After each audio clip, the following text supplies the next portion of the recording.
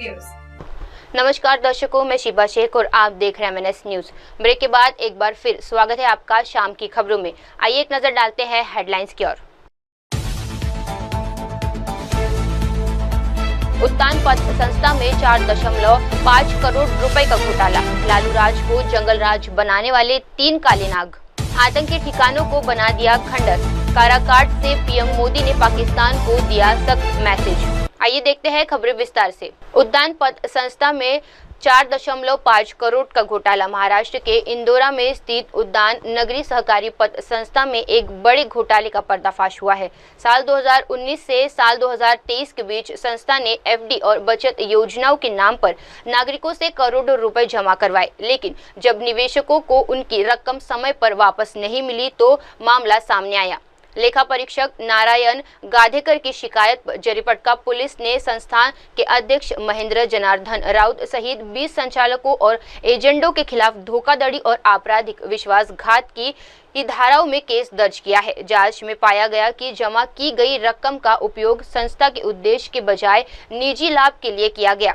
लोगों के विश्वास जीतकर एजेंटों ने पैसा जमा कराए, लेकिन बाद में उनका भुगतान नहीं किया गया। ऑडिट रिपोर्ट में ये भी साफ हुआ है कि संस्था ने नियमों के खुलेआम अनदेखी की। इस खुलासे के बाद धारा 406, 420 और 34 आईपीसी के तहत मुकदमा दर्ज कर लिया गया है और पुलिस दस्तावेजी सबूतों को इकट्ठा करने में जुटी है। इस घोटाले ने सैकड़ों निवेशकों की मेहनत की कमाई को डुबा दिया है, जिसमें स्थानीय नागरिकों में भारी आक्रोश है। निवेशक ने प्रशासन के दोषियों के खिलाफ कठोर कार्रवाई की मांग की है। आइए बढ़ते हैं अगली खबर की ओर। लालू राज को जंगल राज बनाने वाले 3 काले नाग। तेज प्रताप के परिवार पर भड़के अनुष्का यादव के मामा। बिहार में इस साल चुनाव है और आरजेडी प्रमुख लालू यादव का परिवार बेटे तेज प्रताप के इश्क वाले झमेले में फंसा हुआ है। चुनावी संग्राम की तैयारियों के बीच यादव परिवार इस संकट से उभरने की कोशिश कर रहा है। दरअसल लालू प्रसाद यादव के बड़े बेटे तेज प्रताप यादव और अनुष्का यादव की लव स्टोरी सुर्खियों में है। इस सब के चलते लालू प्रसाद ने जब से तेज प्रताप यादव को पार्टी और परिवार से निष्कासित किया है, तब से इसको लेकर सियासी भी गर्मा गई है। वहीं इस बीच अनुष्का यादव के मामा फनी भूषण यादव ने मीडिया से बात की। उन्होंने कहा कि जो कुछ हुआ उससे हमारा परिवार दुखी है। लालू प्रसाद यादव को चाहिए था कि अनुष्का के भाई आकाश यादव और परिवार के लोगों को बुलाकर बात करे, लेकिन ऐसा नहीं हुआ, बल्कि लालू यादव ने खुद को बचाने के लिए बेटे को पार्टी से बाहर कर दिया। इन्होंने तो नहीं देखा कि इनका तो लड़का है, लेकिन जिसकी बेटी है उनके ऊपर क्या गुजर रही होगी। आइए बढ़ते हैं अगली खबर की ओर। आतंकी ठिकानों को बना दिया खंडर। काराकाट से पीएम मोदी ने पाकिस्तान को दिया सख्त मैसेज। प्रधानमंत्री नरेंद्र मोदी ने बिहार के काराकाट से एक बार फिर पाकिस्तान और आतंकवाद पर हमला बोला। प्रधानमंत्री ने कहा कि बिहार की धरती से दोहराना चाहता हूं कि ऑपरेशन सिंदूर में भारत की जो ताकत दुश्मनों ने देखी है, दुश्मन समझ ले ये हमारे तरकश का केवल एक तीर है। हमारी लड़ाई देश के हर दुश्मन से है, फिर वो चाहे सीमा पर हो या देश के भीतर हो। बीते सालों में हमने हिंसा और अशांति फैलाने वालों का कैसे खात्मा किया है, बिहार के लोग इसके साक्षी है।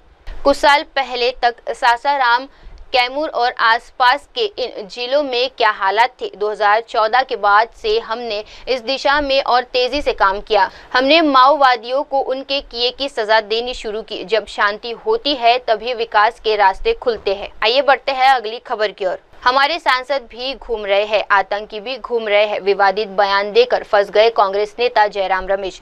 कांग्रेस नेता जयराम रमेश ने एक विवादित बयान देकर बीजेपी को हमले का मौका दे दिया है। उन्होंने पहलगाम हमले के आतंकवादियों के साथ विदेशी दौरे पर गए सर्वदलीय प्रतिनिधि मंडलों में शामिल सांसदों की तुलना कर दी है। ये प्रतिनिधि मंडल दुनिया को आतंकवाद के खिलाफ भारत का संदेश देने गए हैं। रमेश के इस बयान पर बीजेपी ने कड़ी प्रतिक्रिया दी है और इस भयानक तुलना बताया है। बीजेपी ने कांग्रेस नेता पर पाकिस्तान भारत की सैन्य और राजनीतिक कार्यवाही को कमजोर करने को भी आरोप लगाया है। अभी सुनने को आ रहा है कि 25 और 26 जून को, क्योंकि वहाँ इमरजेंसी की 50वीं वर्षगांठ है, उसके लिए एक विशेष सत्र बुलाया जा सकता है। एक व्यक्ति जो 11 साल से अघोषित इमरजेंसी चला रहे हैं, अनडिक्लेयर्ड इमरजेंसी हमारे देश में 26 मई 2014 से लागू है, वो एक विशेष सत्र बुलाना चाहते हैं 50 साल पहले क्या हुआ, 50 साल पहले क्या हुआ। तो आज के मुद्दे हैं, आज के मुद्दे, आज के सवाल से ध्यान हटाने के लिए 50वीं वर्षगांठ की बात कर रहे हैं। ठीक है, अगर करना कीजिए। आरएसएस की क्या भूमिका थी, हम उसका पूरा पर्दाफाश लाएंगे, हकीकत जो है पूरा देश के सामने रखेंगे कि इन्होंने क्या क्या कहा था।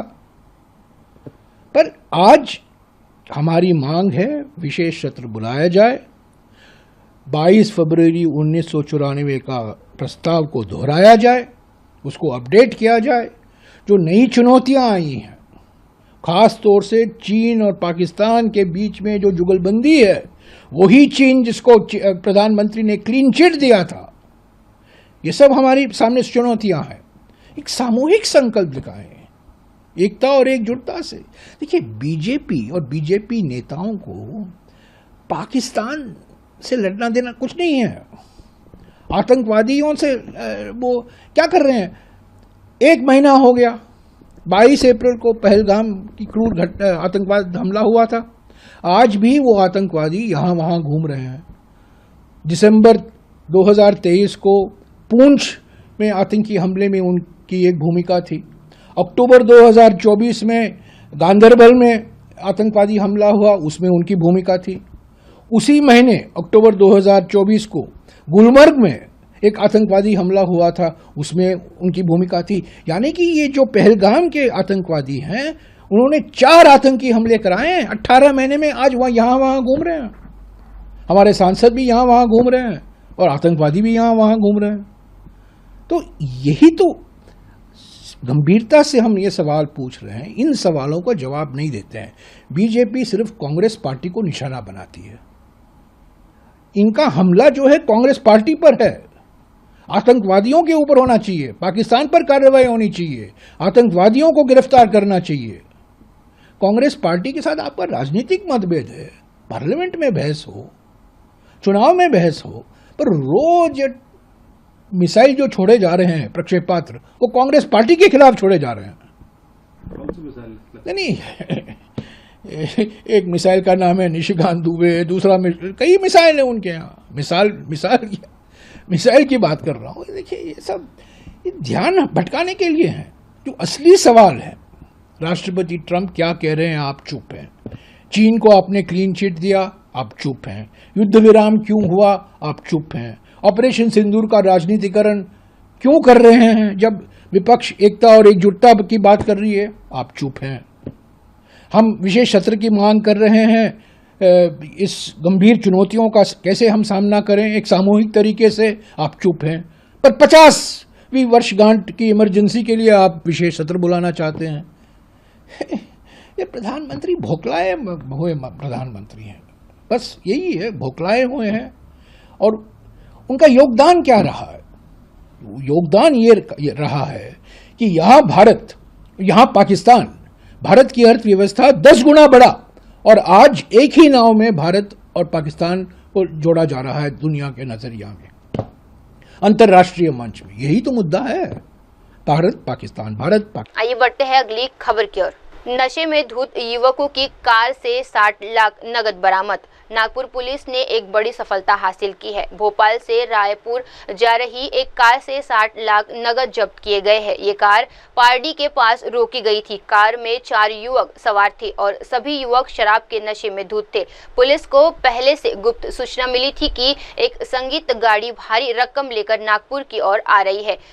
पाटन सावंगी हाईवे मदद केंद्र की एपीआई सुहासनी शस्त्रबुद्धे और उनकी टीम ने भोपाल नागपुर मार्ग पर निगरानी बढ़ा दी। जैसे ही CG 24P4773 नंबर की कार पहुंची, उसे रोका गया। जब पुलिस ने पूछताछ की तो ड्राइवर नशे में था और बाकी 3 युवक भी नशे में थे। जब कार की तलाशी ली गई तो 60 लाख नगद बरामद हुए। कैश मिलते ही युवक बार बार मोबाइल फोन पर कॉल करने लगे, जिससे शक और गहरा हो गया। प्राथमिक जांच में पता चला है कि चारों युवक भोपाल से निकले थे और रायपुर जा रहे थे। फिलहाल पुलिस जांच कर रही है कि इतनी बड़ी रकम किसने दी और किसे पहुंचाई जानी थी। बस्ती में काली माता के मंदिर पर चला बुलडोजर, भड़के हिंदूवादी संगठन के लोग। उत्तर प्रदेश के बस्ती में बुलडोजर एक्शन से हिंदूवादी संगठन के लोगों में भारी आक्रोश है। उन्होंने देर रात तक जिला प्रशासन के खिलाफ जमकर नारेबाजी की। दरअसल इस बार बुलडोजर शहर के एक मंदिर पर गरजा है। बुलडोजर की इस कार्यवाही में काली माता का मंदिर पूरी तरह जमींदोज हो गया है। प्रशासन के लोगों ने मूर्ति को उठवाकर दूसरी जगह शिफ्ट कर दिया है। मामले में अधिकारियों ने बताया कि फोरलेन सड़क निर्माण कार्य के चलते मंदिर को रोड किनार से हटाया गया है। ये सड़क लोक निर्माण विभाग के अंतर्गत बन रही है। मंदिर के पुजारी और स्थानीय लोगों से बातचीत करने के बाद बुलडोजर चलाया गया है। बातचीत में मंदिर को दूसरी जगह स्थापित करने पर आम सहमति बनी थी। आइए बढ़ते हैं अगली खबर की ओर। कन्नड़ भाषा विवाद पर बोले कमल हसन, अगर मैं गलत नहीं हूं तो माफी नहीं मांगूंगा। अभिनेता से नेता बने कमल हसन ने कन्नड़ भाषा को लेकर की गई टिप्पणी पर शुक्रवार को कहा कि अगर वे गलत नहीं है तो माफी नहीं मांगेंगे। उन्होंने खुलासा किया कि उनकी टिप्पणी को लेकर उन्हें पहले भी धमकियों का सामना करना पड़ा है। कमल हसन ने कहा, ये लोकतंत्र है, मैं कानून और न्याय में विश्वास करता हूँ। कर्नाटक, आंध्र प्रदेश और केरल के लिए मेरा प्यार सच्चा है। कोई भी इस पर संदेह नहीं करेगा सिवाय उन लोगों के जिनको कोई एजेंडा नहीं है। मुझे पहले भी धमकियां दी गई है और अगर मैं गलत हूँ तो मैं माफी मांगूंगा। तिरुवनंतपुरम में पत्रकारों से बात करते हुए कमल हसन ने कहा कि उनके बयानों पर विवादित पैदा करने वाले लोग मुद्दे को उछाल रहे हैं। उन्होंने कहा, मैंने जो कहा वे प्यार से कहा और बहुत से इतिहासकारों ने मुझे इतिहास की भाषा सिखाई है और मेरा कोई ऐसा मतलब नहीं था। आइए बढ़ते हैं अगली खबर की ओर। SEBI ने अरशद वारसी, उनकी पत्नी समेत 57 लोगों पर लगाया बैन। शेयर बाजार में धोखाधड़ी करने का लगा है आरोप। बॉलीवुड एक्टर अरशद वारसी, उनकी पत्नी मारिया और अन्य 57 व्यक्तियों पर SEBI ने बैन लगाया है। इस पर शेयर बाजार के हेराफेरी करने का आरोप लगा है। दावा किया गया है कि उन्होंने सोशल मीडिया पर गलत जानकारी फैलाकर कुछ शेयरों की कीमतें बढ़ाई और फिर उन्हें ऊंचे दामों पर बेचकर मुनाफा कमाया। अब SEBI ने इसे 1 से 5 साल तक के लिए मार्केट से बैन कर दिया है। साथ ही सभी पर 5-5 लाख रुपए का जुर्माना लगाया। शेयर बाजार में धोखाधड़ी करने का लगा है आरोप। बॉलीवुड एक्टर अरशद वारसी, उनकी पत्नी मारिया और अन्य 57 व्यक्तियों पर SEBI ने बैन लगाया है। इस पर शेयर बाजार के हेराफेरी करने का आरोप लगा है। दावा किया गया है कि उन्होंने सोशल मीडिया पर गलत जानकारी फैलाकर कुछ शेयरों की कीमतें बढ़ाई और फिर उन्हें ऊंचे दामों पर बेचकर मुनाफा कमाया। अब SEBI ने इसे 1 से 5 साल तक के लिए मार्केट से बैन कर दिया है। साथ ही सभी पर 5-5 लाख रुपए का जुर्माना लगाया गया है। आइए बढ़ते हैं अगली खबर की ओर। बीजेपी ने तय किया, सशस्त्र बलों के सम्मान में चलती रहेगी तिरंगा यात्रा। ऑपरेशन सिंदूर की कामयाबी को लेकर बीजेपी ने 13 से 27 मई तक देश के अलग अलग हिस्सों में तिरंगा यात्रा का आयोजन किया और अब तय किया गया है कि सशस्त्र बलों के सम्मान में तिरंगा यात्रा चलती रहेगी। बीजेपी के राष्ट्रीय अध्यक्ष JP नड्डा ने बीते बुधवार की रात वीडियो कॉन्फ्रेंसिंग के जरिए लोकसभा और राज्यसभा के बीजेपी सांसदों के साथ बैठक की, जिसमें कई केंद्रीय मंत्री भी शामिल हुए। सूत्रों का कहना है कि बीजेपी अध्यक्ष ने सभी सांसदों से कहा है कि वे जिस भी कार्यक्रम में शिरकत करेंगे तो कार्यक्रम शुरू होगा या खत्म होने के बाद तिरंगा यात्रा जरूर निकालेंगे। 100 मीटर, 200 मीटर, जितनी दूर संभव हो सके इस यात्रा को निकाला जाए। अब वक्त हो चला है दर्शकों एक छोटे से ब्रेक का। ब्रेक के बाद भी जुड़े रहिए और देखते रहिए देश प्रदेश की तमाम बड़ी खबरें।